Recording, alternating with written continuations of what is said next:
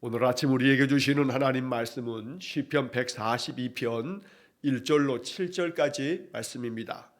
시편 142편 1절로 7절까지 말씀을 봉독하겠습니다. 내가 소리내어 여호와께 부르짖으며 소리내어 여호와께 간구하는도다. 내가 내 원통함을 그의 앞에 토로하며 내 우환을 그의 앞에 진술하는도다. 내 영이 내 속에서 상할 때에도 주께서 내 길을 아셨나이다. 내가 가는 길에 그들이 나를 잡으려고 올무를 숨겼나이다. 오른쪽을 살펴보소서. 나를 아는 이도 없고 나의 피난처도 없고 내 영혼을 돌보는 이도 없나이다. 여호와여, 내가 주께 부르짖어 말하기를 주는 나의 피난처시요 살아있는 사람들의 땅에서 나의 분깃이시라 하였나이다. 나의 부르짖음을 들으소서. 나는 심히 비천하니이다. 나를 핍박하는 자들에게서 나를 건지소서. 그들은 나보다 강하니이다.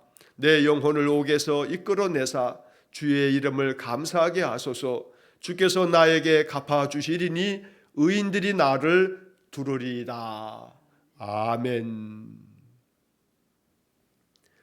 자, 시편 142편의 그 제목을 보면 이렇게 써 있습니다.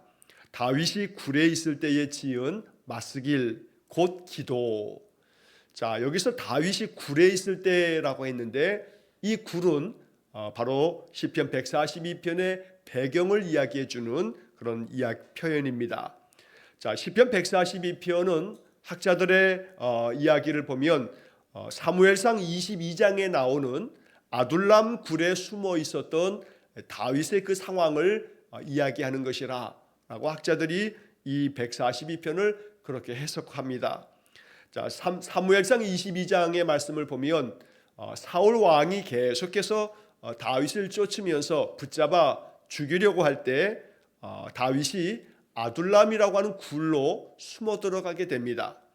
우리가 어제 보았던 엔게디 광야에서 굴에 들어가 숨었던 그런 다윗의 이야기가 사무엘상 24장에 나오는 것처럼 그 앞서 22장에는 아둘람 굴에 숨게 되는 다윗의 그런 상황을 우리가 사무엘상 22장에서 보게 됩니다. 자, 이때 이 다윗은 참 너무나 절박한 그런 상태에 놓여 있습니다. 왜냐하면 그 바로 앞에 사무엘상 21장의 그 끝부분에 보면 사울 왕이 다윗을 계속해서 추격하자 더 이상 유다 땅에서 이스라엘 땅에서 숨을 곳이 없습니다. 도망칠 곳이 없자 다윗의 선택은 그 옆에 나라 블레셋으로 도망을 칩니다. 요즘 말로 하면 망명을 간 겁니다. 자, 블레셋의 가드라고 하는 땅에 아기스 왕에게 이제 이 다윗이 도망을 치게 되는데, 자, 그때 이 다윗을 보면서 이 아기스 왕의 신하들이 이 다윗을 알아보게 됩니다. 그래서 다윗이 죽인 자는 사울이 죽인 자는 천천히요, 다윗은 만만이다라고 이스라엘 사람들이 이 다윗 이 젊은이를 칭송합니다. 이 다윗을 우리 이 블레셋 이 가드 땅에 들여서는 안 됩니다. 이렇게 신하들의 이야기에 이 아기스 왕이 이 다윗에 대해서 다시 한번 생각하게 될 때 그때 다윗이 위기를 느낍니다. 너무나 두려운 마음에 그 순간 다윗이 미친 척합니다. 그래서 사무엘상 21장을 보게 되면 다윗이 미친 채 하면서 대문을 어그적어적거리면서 그러면서 침을 수염에 질질 흘리는 그런 미치광이 행세를 하게 되는 겁니다. 그러자 이 모습을 본 블레셋의 가드왕 아기스가 미치광이가 우리에게 없어서 이 다윗을 드리겠느냐 하면서 다윗을 내치게 됩니다.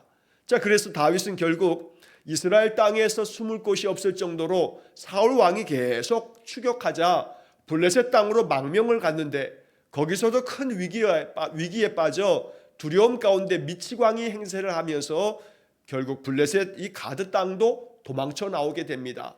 그러니까 더 이상 갈 곳이 없는 겁니다. 그래서 찾아 들어간 것이 아둘람이라고 하는 곳의 굴 속에 숨어 들어갔던 겁니다. 자, 이렇게 아둘람 굴에 숨어서 불렀던 탄식의 기도가 바로 시편 142편의 말씀입니다. 그래서 우리는 이 오늘 본문의 말씀을 읽으면서 이 다윗의 상황을 마음속에 생각하면서 다윗이 얼마나 마음이 절박했을까라고 하는 그런 다윗의 심정으로 이 말씀을 우리가 묵상해야겠습니다.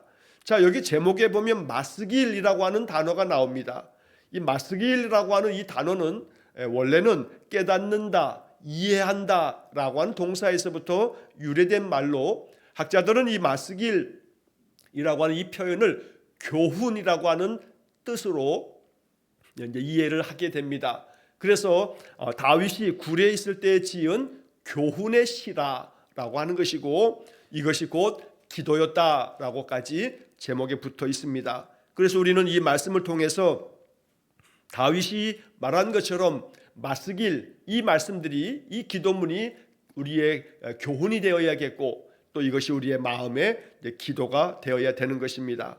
자, 1절부터 7절까지 본문의 말씀을 살펴보면, 먼저 1절과 2절의 말씀에서 그 고통 가운데서 다윗이 하나님께 부르짖는 그런 모습을 이야기합니다. 내가 소리내어 여호와께 부르짖으며 소리내어 여호와께 간구하는도다. 얼마나 절박했던지 하나님 앞에 큰 소리로 부르짖으면서, 소리를 내면서 하나님께 기도하는 겁니다. 자, 여기 1절에 소리내어라고 하는 표현을 두 번이나 반복을 합니다.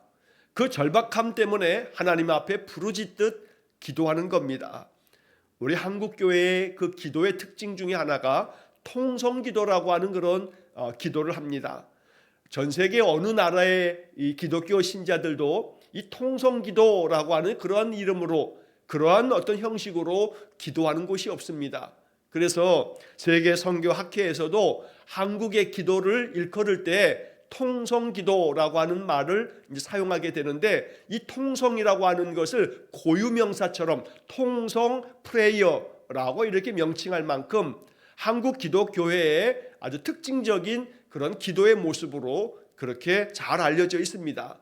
자, 이 통성기도라고 하는 것이, 이 통성이라고 하는 것은 아픈 마음으로 아픈 소리를 내면서 부르짖는 그런 기도를 우리가 통성기도라고 이렇게 말하는데, 여기 지금 이 142편 1절의 말씀이 바로 다윗이 통성기도를 하고 있는 것이나 다름이 없는 겁니다. 소리를 냅니다. 그런데 그 부르짖는 소리가 너무나 절박한 아픔을 담고 있는 겁니다.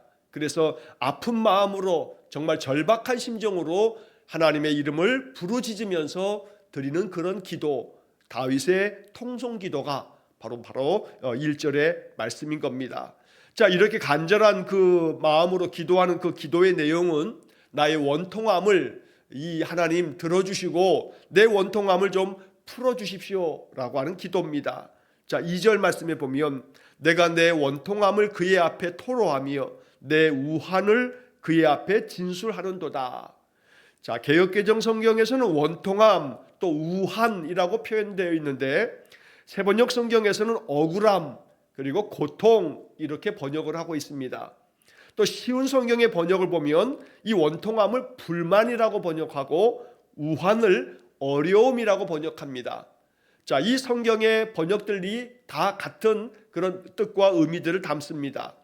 다윗은 그 자신이 사울에게 이렇게 도망치면서 블레셋의 땅으로 망명을 갔다가 미치광이 행세를 하면서 또 피할 만큼 이런 자신의 형편을 보면서 너무나 억울했던 겁니다.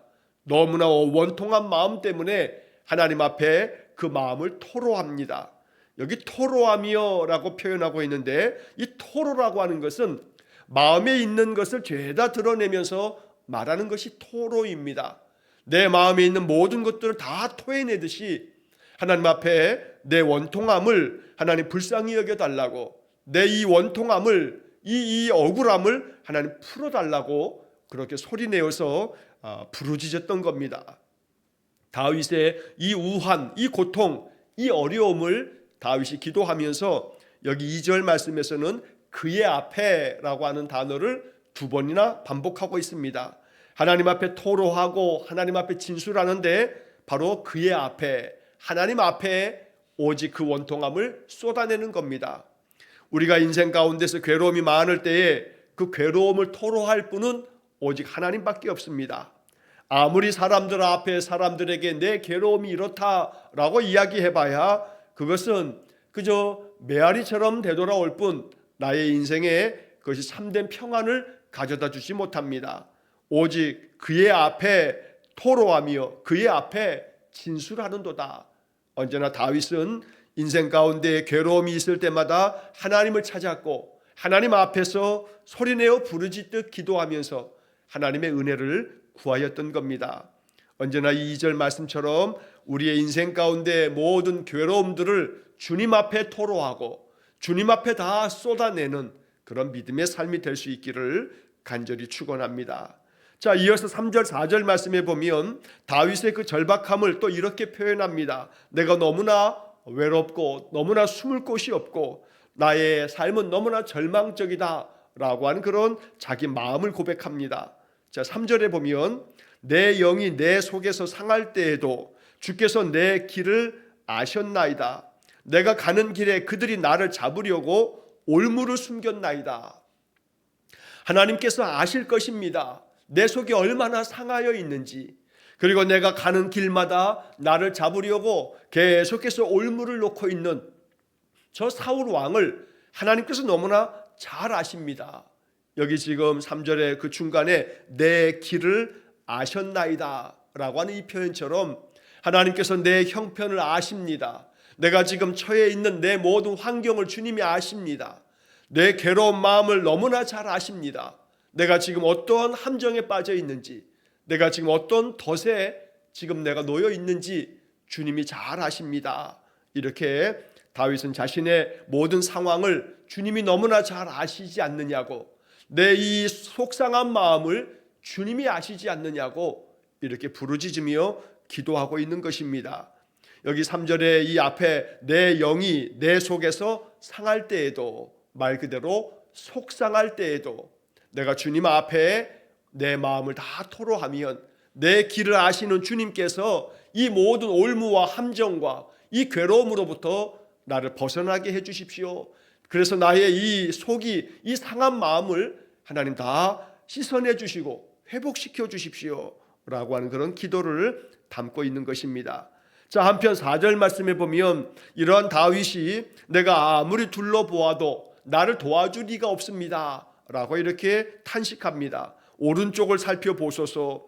나를 아는 이도 없고 나의 피난처도 없고 내 영혼을 돌보는 이도 없나이다.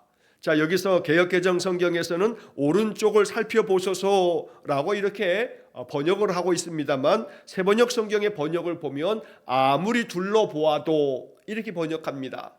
자, 개역개정 성경에서 오른쪽을 살펴보소서라고 번역한 까닭은 이 오른쪽이라고 하는 이것은 고대 세계에서 법정에서 그 죄인을 심판하기 위해서 모든 재판을 진행하게 될 때 그 죄인의 오른쪽에 그 죄인을 변호하는 변호사가 그 오른쪽에 위치해서 이 죄인이 그래도 무죄하다고 변호를 했다 합니다. 그래서 이 오른쪽이라고 하는 것은 죄인을 변호하여서 그를 돕는 자가 바로 오른쪽에 있다는 것을 그렇게 그 의미를 담아서 여기 이렇게 번역을 해 놓은 것입니다. 오른쪽을 살펴보소서. 그러나 새번역 성경은 그 의미를 되새겨 가지고 아무리 둘러보아도 나를 도와줄 사람이 없고 내가 피할 곳이 없고 나를 지켜줄 사람이 없습니다. 새번역은 이렇게 번역하는 것입니다. 아무리 내 주변을 돌아봐도 나를 아는 이가 없다. 나의 피난처도 없다. 내 영혼을 돌보는 이도 없다. 이것이 다윗의 상황입니다. 너무나 절박한 그 마음을 이렇게 쏟아내고 있습니다. 아무리 둘러봐도 나를 도와줄 이가 없을 때, 내가 피할 곳이 없을 때 오직 다윗이 바라보는 것은 바로 하나님 한 분밖에 없었던 겁니다. 내 영혼을 돌보아 주실 분도 하나님밖에 없습니다. 또 나의 피난처도 하나님밖에 없습니다. 나의 모든 형편을 알아주시고 내게 은혜 베푸실 분은 하나님밖에 없습니다. 그러니 내 오른편에서 나를 변호해 줄 자가 없다는 것을 주님이 살펴보시고 언제나 나의 도움이 되어 주십시오 라고 이렇게 다윗이 기도하고 있는 것입니다. 자, 그래서 5절 말씀이 바로 이 4절 말씀을 이어받아서 이렇게 말합니다. 여호와여, 내가 주께 부르짖어 말하기를 주는 나의 피난처시요 살아있는 사람들의 땅에서 나의 분깃이시라 하였나이다. 바로 그 앞에 4절에서 나의 피난처도 없다라고 이렇게 부르짖던 다윗이 오직 주님께서 나의 피난처 되십니다. 하나님만이 내가 피할 곳이 되니 하나님 내가 주께로 피할 수 있도록 나를 품에 안아 주십시오 라고 말하는 겁니다. 왜냐하면 앞서 말씀드린 것처럼 지금 이 아둘람 굴에 숨어 들어가기 전에 바로 블레셋 가드 땅에까지 도망쳤는데 거기도 피난처가 되지 못했던 겁니다. 그러니까 이스라엘 땅에서는 사울 왕이 계속 쫓아다니고 다른 나라로 망명을 갔지만 거기서도 결국 피할 데가 되지 못하다 보니 다윗은 이렇게 나의 피난처가 없습니다. 하나님 밖에는 내 피난처가 없습니다 라고 이렇게 말하고 있는 것입니다.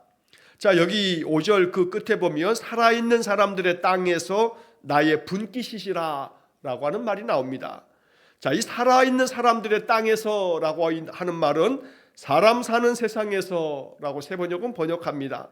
그러니까 다시 말하면 내가 이 세상 사람들이 사는 세상에서는 내게 얻을 몫이 없습니다. 나의 기업이 없습니다. 내가 가질 분깃이 없습니다 라고 이렇게 다윗이 하나님 앞에 부르짖습니다. 자, 이 말은 결국 내가 이 사람 사는 세상에서는 도무지 나를 도울 자도 없고 피난처도 없고 돌보는 이도 없다 보니 내가 결코 이 사람 사는 세상에서는 살 곳이 없습니다 라고 이렇게 눈물지어 부르짖고 있었던 겁니다. 더 이상 어느 곳으로 가도 내가 피할 곳이 없다 보니 이 다윗의 절망적인 상황을 다윗은 계속해서 주님 앞에 토로하고 있습니다. 자, 6절 말씀도 마찬가지입니다. 나의 부르짖음을 들으소서. 나는 심히 비천하니이다. 나를 핍박하는 자들에게서 나를 건지소서. 그들은 나보다 강하니이다. 나보다 너무나 강한 저 사울 왕을 내가 피할 길이 없습니다. 사울 왕 앞에서 나는 정말 비천한 자에 불과합니다. 너무나 비참한 그런 상태에 내가 놓였습니다. 이렇게 말하면서 나를 핍박하는 자들에게서 나를 건지소서. 바로 지금 다윗을 핍박하는 자가 바로 사울 왕이었던 겁니다. 사울이 보낸 많은 군사들이 다윗을 핍박하는 자들이었습니다. 그래서 그들에게서 나를 건져달라. 그런 가운데 다윗은 그들은 나보다 강하니이다 라고 이렇게 이야기합니다.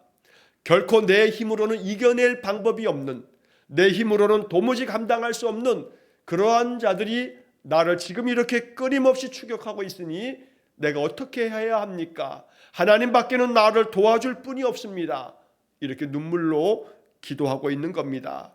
나보다 강한 그 어떤 문제 앞에 내가 놓였을 때 우리는 이 다윗처럼 그들은 나보다 강하니이다. 나는 비천한 자이기에 하나님밖에 나의 피난처가 없고 하나님만이 나를 돌보실 수 있습니다 라고 이렇게 기도하는 그런 삶을 살 때 시편 142편이 우리의 삶의 기도가 되는 것입니다. 자, 역대하 14장을 보게 되면 역대하 14장 11절에 남유다의 세 번째 왕이었던 아사 왕이 주님 앞에 고백하는 기도가 나옵니다.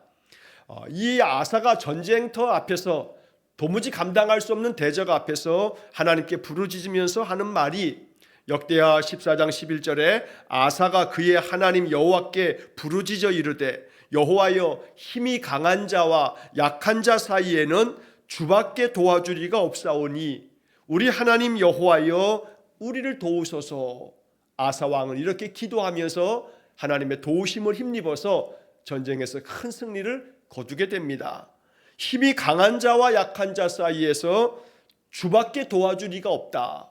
이 아사 왕의 기도는 바로 이 다윗의 기도처럼 저들은 나보다 강하니이다. 그러므로 하나님밖에 나를 도와줄 분이 없습니다 라고 이렇게 기도하는 다윗의 마음을 품고 있었던 겁니다. 오늘도 우리의 삶 속에 인생의 삶에서 우리가 겪어내야 할 많은 어려움과 시련들이 도무지 우리가 감당하기 어려울 만큼 너무나 큰 무게로 우리를 짓누를 때마다 나보다 강한 이 인생의 많은 멍에들을 내가 능히 잘 이겨낼 수 있도록 하나님 나에게 피난처가 되어주시고 나의 힘이 되어주시고 나의 능력이 되어주십시오. 나를 돌보아 주십시오 라고 이렇게 늘 기도하면서 우리 삶을 살아가기를 원합니다. 자, 마지막으로 7절 말씀에 보면 내 영혼을 옥에서 이끌어내사 주의 이름을 감사하게 하소서. 주께서 나에게 갚아주시리니 의인들이 나를 두르리이다. 자, 여기서 이 다윗은 지금 감옥에 갇혀 있는 것은 아닙니다.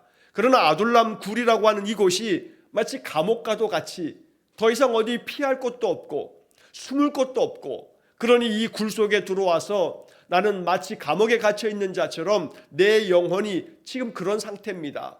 그러니 내 영혼을 이 감옥 같은 아둘람 굴에서 하나님께서 이끌어내셔야만 내게 자유가 있고 내게 평화가 있겠습니다. 이렇게 다윗은 하나님 앞에서 나를 이 감옥 같은 이 아둘람 굴에서 이끌어내 달라고 그렇게 부르짖으며 기도합니다. 그렇게 나를 이끌어내실 때 내가 주의 이름에 감사하며 찬양하겠다고 그렇게 기도하고 있습니다. 개역개정 성경에서는 주의 이름을 감사하게 하소서라고 번역하고 있지만 새번역 성경과 쉬운 성경에서는 이 감사라고 하는 말을 찬양하게 해주십시오 라고 이렇게 찬양이라고 하는 말로 번역을 하고 있습니다. 하나님 앞에 내가 감사하고 찬양할 것은 하나님이 나를 이 괴로움으로부터 이끌어내 주실 때에 나는 주님 앞에 더 경배하고 또 내 마음 중심으로 감사 찬양을 올리겠노라 라고 이렇게 다윗이 기도하는 것입니다. 또 주께서 나에게 갚아주시리니 의인들이 나를 두루리이다. 주께서 나를 갚아주신다 라고 하는 것은 주님께서 내 이 어려운 문제, 나의 이 대적과 원수들, 나를 죽이려고 달려드는 저들에 대해서 하나님께서 그들에 대하여 갚아주십시오. 그래서 나의 이 원통함을, 나의 이 괴로움을 다 벗겨내 주십시오 라고 기도하면서, 그리고 이제는 내 주변에 악한 자들이 나를 대적하며 죽이려고 하는 원수만 두지 마시고 내 주변에 의인들이 나를 두르도록 그렇게 만들어 주십시오 라고 다윗이 기도를 드립니다. 이 다윗의 기도로 인하여 하나님께서 다윗에게 은혜를 베푸신 것은 사무엘상 22장 2절 말씀에 보게 되면 이 다윗이 아둘람 굴에 숨어 있을 때에 사람들이 다윗을 찾아옵니다. 그런데 그 사람들은 다름 아닌 여기 의인들이 나를 두루리이다 라고 말하고 있는데, 이 다윗을 찾아온 사람이 한 400여 명의 사람들이 다윗을 찾아옵니다. 사울의 그 군대가 아니라 다윗을 돕고 다윗과 함께 하겠다고 찾아온 사람들이 한 400여 명에 이르는 사람들이 그를 찾아온 겁니다. 그런데 사무엘상 22장 2절 말씀에 보면 다윗을 찾아왔던 사람들을 표현하면서 이렇게 성경은 적고 있습니다. 환난당한 모든 자와 빚진 모든 자와 마음이 원통한 자가 다 그에게로 모였고, 사무엘상 22장 2절에 기록된 말씀입니다. 다윗이 지금 여기 7절에 의인들이 나를 두루리이다 라고 이렇게 말하면서 의인들이 나에게 찾아와 나를 감싸 안아줍니다 라고 이렇게 고백하고 있는 건데, 그게 다름 아닌 환난당한 모든 자, 빚진 모든 자, 마음이 원통한 자, 이러한 자들이 다윗에게 모였다고 사무엘상 22장이 전하고 있는 것입니다. 어찌 보면 환난당한 자, 빚진 자, 마음이 원통한 자들은 다윗에게 큰 힘이 되지 못할 것처럼 보입니다. 왜냐하면 그들은 강한 자가 아니기 때문입니다. 그들도 역시 비천한 자이기 때문입니다.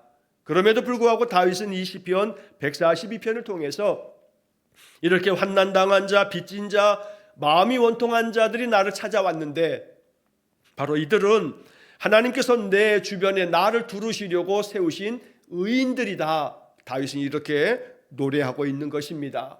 이처럼 다윗을 찾아왔던 사람들도 이 환난과 또 빚진 인생의 그 멍에를 뒤집어 쓰면서 그 마음이 너무나 원통하고 괴롭기 때문에 이들도 역시 마찬가지로 다윗처럼 하나님을 찾고 하나님께 토로하고 하나님께 부르짖는, 나는 비천한 자이지만 하나님이 나의 피난처며 하나님이 나의 도심이 됩니다 라고 고백하는 자들이기 때문에 바로 이러한 사람들을 다윗은 의인들이다 라고 이렇게 표현하고 있는 것입니다.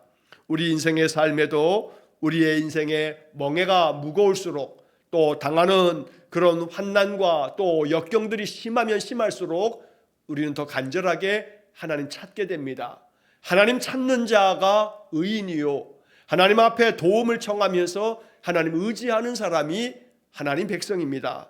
오늘 시편 142편의 이 말씀은 다윗이 이렇게 너무나 극심한 절박한 그런 상황에서 다윗이 깊은 영성으로 하나님 앞에 기도하는 기도문이었던 겁니다. 어찌 보면 다윗은 그 인생이 고난이 겹겹이 쌓일 때 다윗의 영성은 더욱더 깊어졌습니다. 그래서 시편의 많은 말씀 중에 다윗은 그 삶이 너무나 고난이 계속되어지는 그 상황 속에서 너무나 많은 기도문을 주님 앞에 올렸던 겁니다. 그래서 어찌 보면 시편의 많은 다윗의 이 시들은 다윗이 고통 가운데 하나님을 찾았던 그의 믿음의 여정을 담고 있다는 겁니다. 인생의 괴로움이 항상 나에게 항상 부정적이고 나쁜 것만은 아닙니다.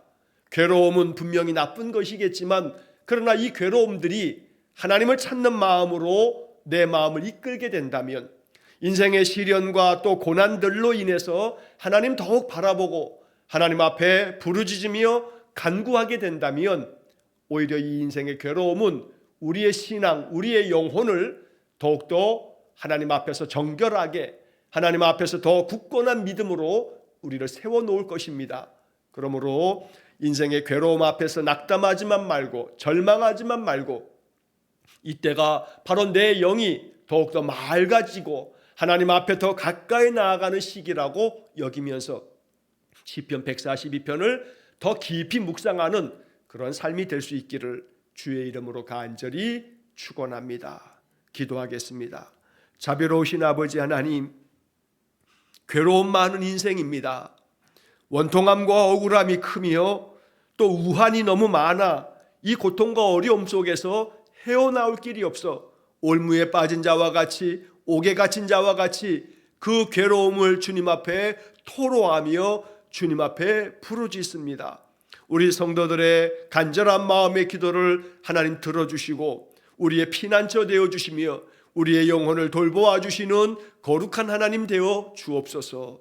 그리하여 이 모든 멍에로부터 자유함이 있게 해주시고 또 주께서 이 모든 것 벗겨주심으로 참된 안식이 있게 하시며 오직 여호와께서 내 영혼의 분깃이 되사 주님만을 바라고 의지하는 복된 삶을 살게 해 주옵소서. 그리하여 우리 성도들의 마음 그 심령에서부터 감사와 찬양이 넘쳐 흐르게 하시고 우리의 인생의 삶에 하나님의 그 선하신 역사하심이 더 풍성해지는 복을 내려 주옵소서. 수많은 인생의 시련들로 인하여 우리의 영성이 더 깊어지게 하시고 더 맑은 영혼으로 주님께 나아가는 귀한 은혜를 허락해 주옵소서.